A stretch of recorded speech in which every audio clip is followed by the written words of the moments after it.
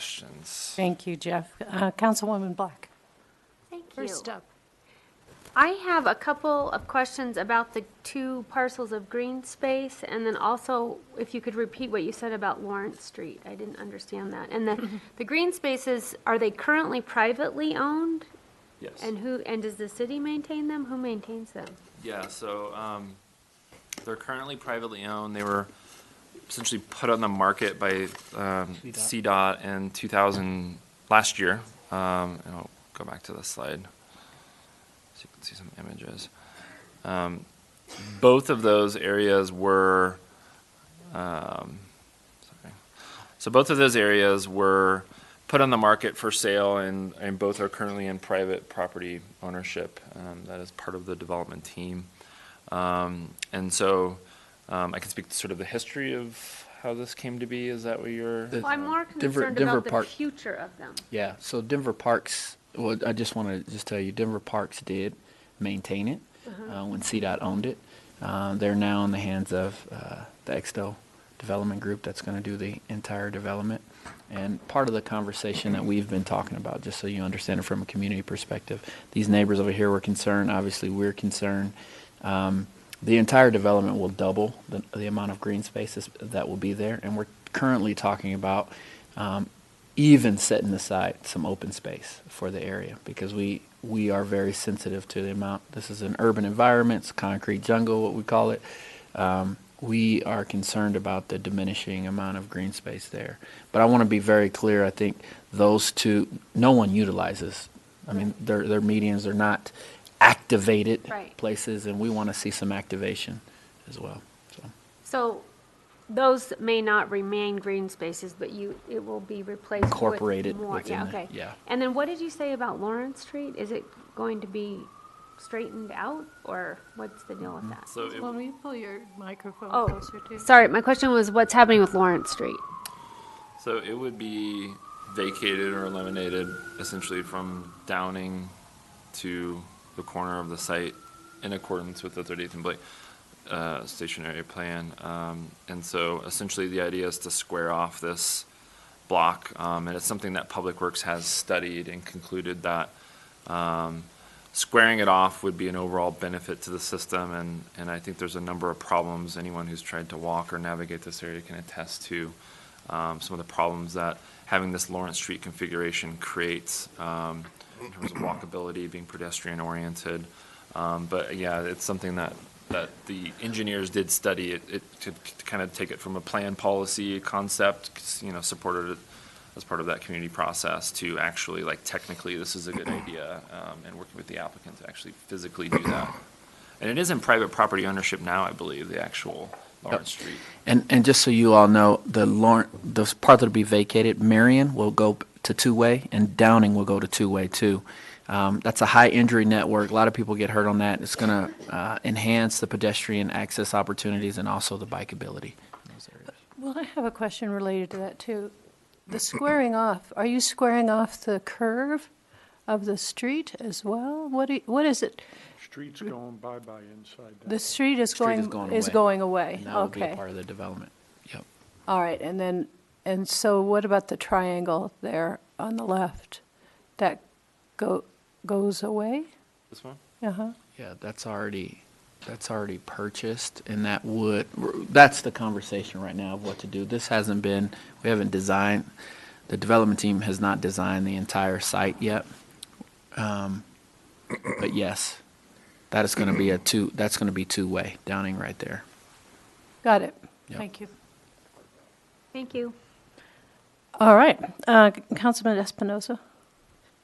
God, I wish this rezoning had come up last night, right after the previous one, because this is exactly everything I was trying to articulate then, which is there's layers and layers of things going on this rezoning that are conducive to sort of establishing some sort of fairly well-known outcome on design side, on affordability, use of waivers, overlays, whatnot, all tools that we could do to shape outcomes. The real beauty of it is it's on a arterial and a main street, both things that are are requirements of these zone districts.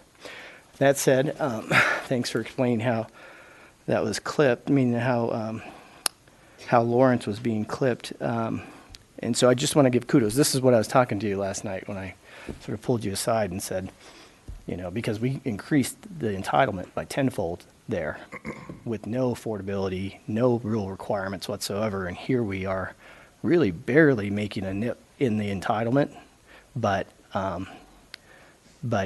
with a whole bunch of tools and mechanisms to sort of compel the outcomes that are articulated in all of those adopted plans.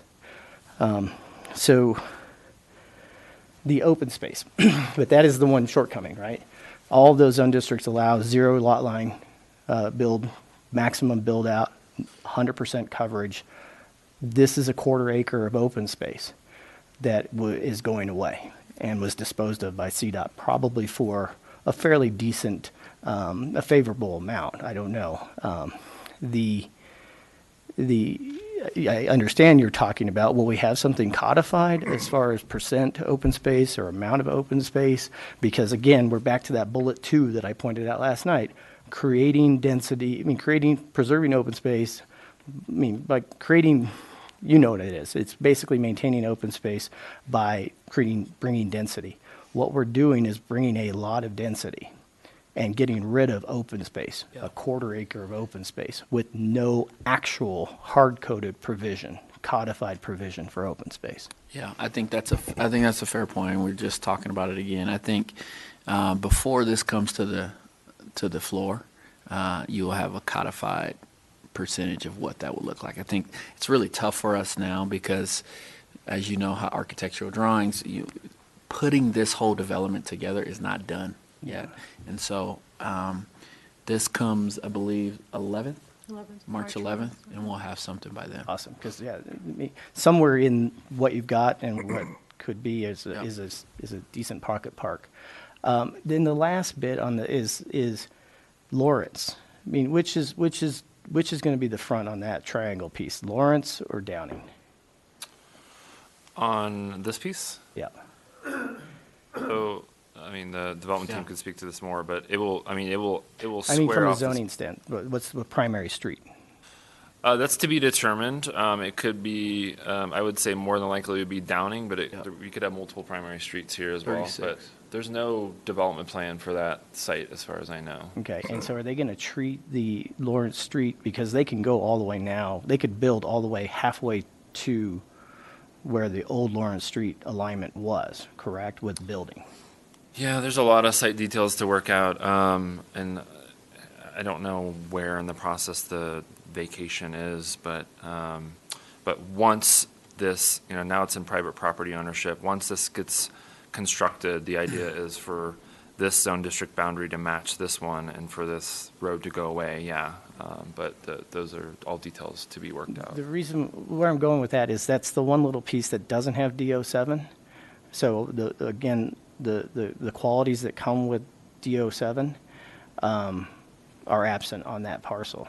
Granted, it's Main Street, so that's going to compel a certain level of activation and transparency, but on Downing. And we're going to treat that diagonal as a interior lot line,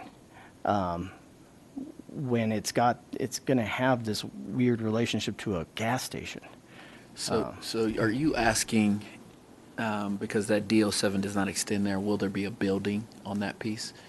Because I'm just trying to figure out how our zoning actually as of now deals with this. Yeah, as of now, it's not, and we're again talking through that. There's a lot of issues we're trying to work out in the neighborhood, for access issues for the Conoco, access issues for those neighbors and whatnot, and so that's going to be in that area. And if you're asking about the actual development, it's going to be above that. Okay. Yeah, great. So, because this is what I'm giving pause is there's a very big difference between a negotiated outcome and what this entitlement would essentially allow, which is a building footprint, essentially the same blue box that is drawn there. Coming down. Yeah, I see what you're saying. Except for, not halfway into Downing, but all the way halfway into Lawrence. So, all right, thank you. Okay, Councilman Flynn. Thank you, Madam Chair. Councilwoman Black started asking the questions I had as well. I'm looking at the assessor's maps, and I'm confused because, first of all, Lawrence Street was pushed through here. The original subdivision here didn't have Lawrence Street going through there. That was pushed through by the State Highway Department when it was Highway 33, probably, with Smith Road, 40th Avenue on into downtown. And so that was a little swoop to allow one-way traffic to continue eastbound on Highway 33, I imagine. The assessor's map shows that as not as private property, not as CDOT property, and not as property that's been purchased, nor does it show those two open space parcels. It shows it as still public property. So is this a very recent transaction that hasn't shown up here yet? That would be my guess, yeah, And that it's so recent. Assessor's wrong. The assessor's rarely wrong, Yeah, but today is. is Lawrence Street a dedicated public right-of-way, or was it CDOT property on which they ran their highway, if you know? I mean. So I can bring up the I'm just owner. confused Yeah. by, Andrew, do you want to yeah. come to the table?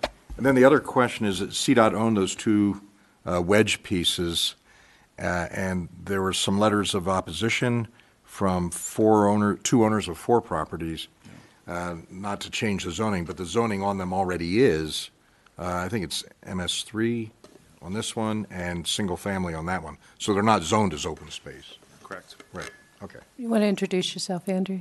Hi, I'm Andrew Feinstein. I'm with the development team here, and I'm located right across the street at 3535 Larimer Street. You might know me more familiarly as one of the owners of the Extra Event Center and the Trax nightclub. And if, with your permission, Councilwoman Sussman and Councilman Brooks, maybe I could just give a little bit of a macro overview of the objective of this project, and then I'm happy to talk about the specifics of the CDOT issue, if you'd like me to. Right. Actually, could you go to do that second part Sure. first so I can understand? So, I always thought Lawrence Street was a public right-of-way. I didn't know you could go buy it. Right, so as did we. So as a longtime property owner of the property that's currently inside the B4 zoning, the property immediately to the west of the Lawrence Street swoop, when we saw the 2009 station area plan specifically calling out for this to be squared off, and maybe I should just take one quick step back. The reason we have these kind of goofy collisions here, as I call them, with triangles and swoops, is because this is where Denver's original city grid and its new city grid collide. And so when we envisioned doing this project, picking off of that 2009 station area plan, we thought, well, if we can square off this whole block, we can provide an amenity that this neighborhood desperately needs, which is a grocery store with fresh produce and fresh meat and affordable food for all. And that's the vision here. So in order to get that done, we thought, well, we could square this off in accordance with the 38th and Blake station area plan. And we thought you guys, the city of Denver, owned that road, and we were going to proceed with a road vacation process. When we dug into it, we found out that CDOT owned this road, per the reasons you said, Councilman Flynn. And we engaged with CDOT. It took us almost 2 years to acquire this road because CDOT doesn't move all that fast, but also because CDOT has to go through a pretty comprehensive public disposition process. And the road is offered to all public taxing authorities. And then after all public taxing authorities pass on it, then it's offered to anyone in the public to buy. And so we had to be very patient. We worked our way through the process, and we were able to acquire the road, as Councilman Espinoza mentioned, recently. So I don't know if the assessors updated the site or not, but we were able to acquire the road, and we were also able to acquire these 2 medians that are basically, road barriers. As Councilman Brooks mentioned, they're not used as open space. They're really just medians to protect people from cars. So that explains the CDOT process, I hope. And then from a macro standpoint, if I can just take a moment, not only are we curing a food desert here by providing a grocery store, but we're going to be building approximately 200 apartment units. 10% of them are going to be affordable units. I believe our requirement per the zoning overlay, the 38th and Blake zoning overlay, is to build 2. So we're building 10 times the amount of affordable units that's required. This grocery store will be providing 100 local jobs. And in addition, by squaring off the swoop, the Lawrence Street swoop, and converting Downing Street and Marion Street to 2-way traffic each, this is going to become a much more safe pedestrian environment, both for pedestrians and cyclists. But as with every project, in order to accomplish all those things, there's going to be a little bit of a trade-off, and we're going to need to vacate the road, and we're going to need to remove those medians and provide open space elsewhere throughout the project. Great. Thank you. And I think that was all the questions. But you on the road now? I own the road now, and I still promised Councilman Brooks and Public Works No we won't put a tolls? toll booth in No front tolls. of it, but All as right. much as we'd like to. Thank you. Okay, thanks, Councilman. Councilman Cashman? Thank you, Madam Chair. Andrew, as long as you're at the table.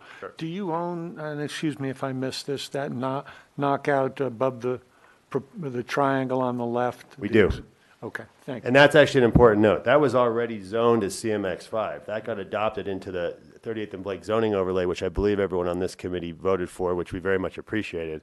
The reason we were excluded is because we had this B4 zoning with waivers. Okay, thank you, Madam Chair. Okay. Councilman Espinoza? I did vote for the overlay, but I did not vote for the rezonings. And it was precisely here. I mean, what is illustrated here, since you're committed to that 10% or 20 units, why not go CMX3 across the board on the two main parcels and then do the 2 stories of the incentive to get to the 5?